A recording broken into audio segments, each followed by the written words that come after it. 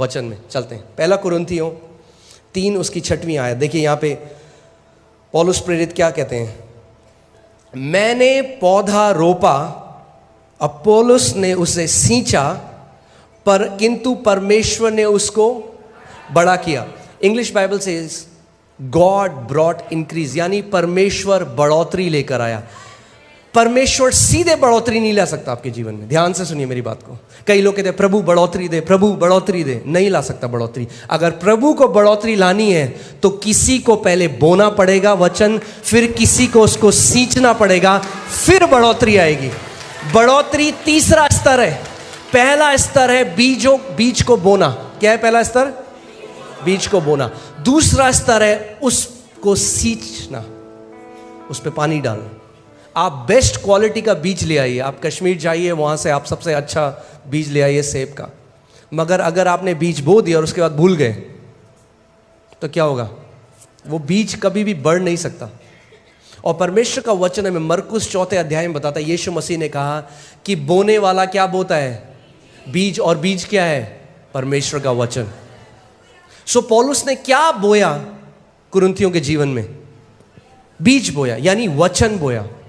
यानी ध्यान से सुनिए, जब आप पहली बार किसी वचन को सुनते हैं तो वो वचन बोया जाता है, यानी प्लांट किया जाता है इंग्लिश बाइबल में, ठीक है।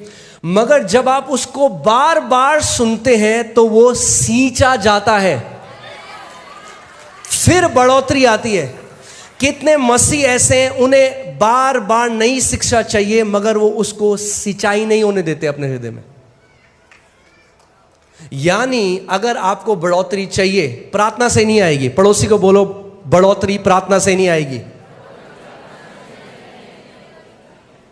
यही कई मसीह लोग नहीं समझते।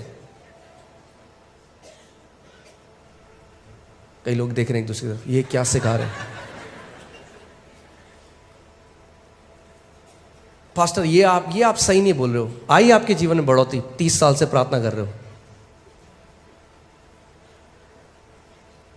ध्यान से सुनिए, मैं प्रार्थना करने वाला व्यक्ति हूं। हम लोग ऑल नाइट प्रेयर करते हैं, रोज घंटों अन्य भाषा में प्रार्थना बहुत जरूरी है, उसकी अपनी एक जगह है। मगर प्रार्थना बिना वचन के कुछ काम नहीं करेगी।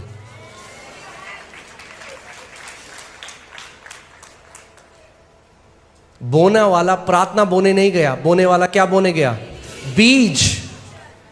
आप प्रार्थना के द्वारा आपने नया जन्म नहीं पाया। परमेश्वर का वचन कहता है, पहला पत्रस 1:23, तुमने परमेश्वर के अविनाशी वचन के बीज के द्वारा नया जन्म पाया है। आदि में क्या था? वचन था। प्रार्थना बाद में आई, पहले वचन था। पहले वचन आता है, फिर उस वचन के अनुसार आप प्रार्थना करते हैं। कितने लोगों को समझ में आ रही है मेरी बात? पहले प्रकाशन आता है, फिर प्रार्थना आती है। प्रार्थना बहुत जरूरी है। ध्यान, वो मत सुनना जो मैं नहीं कह रहा हूं, वो सुनना जो मैं कह रहा हूं। मैं नहीं कह रहा हूं प्रार्थना की जरूरत नहीं है, मैं कह रहा हूं प्रार्थना बहुत जरूरी है, मगर पहले हमें वचन का प्रकाशन चाहिए। कई लोग प्रार्थना को कैसे सोचते हैं, वो सोचते हैं कि वो अलादीन के चिराग की तरह है।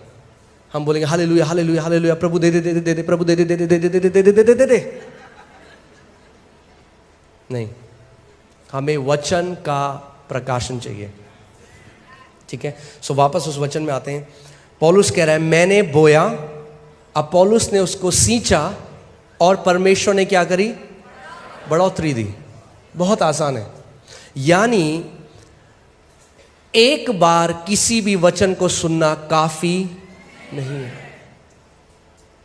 अगर आप बढ़ोतरी चाहते हैं तो उस वचन को तब तक सुनते रहें, सुबह शाम दोपहर रात सुने, फिर जब तक बढ़ोतरी को ना देखने लग जाए, जब तक वो फल आपके जीवन में ना आने लग जाए, जब तक दूसरे लोग ना बोलने लग जाए। अगर आप बोल रहे हो कि मैंने जी फेथ सीरीज सुन ली, फिर आपके जीवन में उस विश्वास की सीरीज के फल होने चाहिए। आमीन। सो जिस एरिया में आप वचन को लगातार सुनते रहेंगे, उस एरिया में आप बढ़ोतरी को देखने लग जाएंगे। मैं हमेशा इस बात को सिखाता हूँ, केवल क्योंकि बाइबल में लिखा है इसका मतलब ये नहीं कि वो आपके साथ ऑटोमेटिकली हो जाएगा। वो लिखा है, वो बीज है। ये किताब मैं चाहता हूँ आप इसको देखो कि जैसे ये बीज का डब्बा है एक, इसके अंदर बीज है। चंगाई के बीज भी हैं, समृद्धि के बीज हैं, शांति के बीज हैं, जय के बीज हैं, आनंद के बीज हैं। हर एक बीज जो आपको चाहिए वो इसके अंदर है। मगर अगर आप बीज पकड़ो, क्या आप उसका फल खा सकते हो? नहीं। बीज फल का है, बीज के अंदर है, मगर आपको बीज को पहले बोना पड़ेगा। और खेत क्या है? पर प्रभु का वचन बताता है मरकुस 4 में, खेत हमारा हृदय है। खेत आपका हृदय है। आमीन।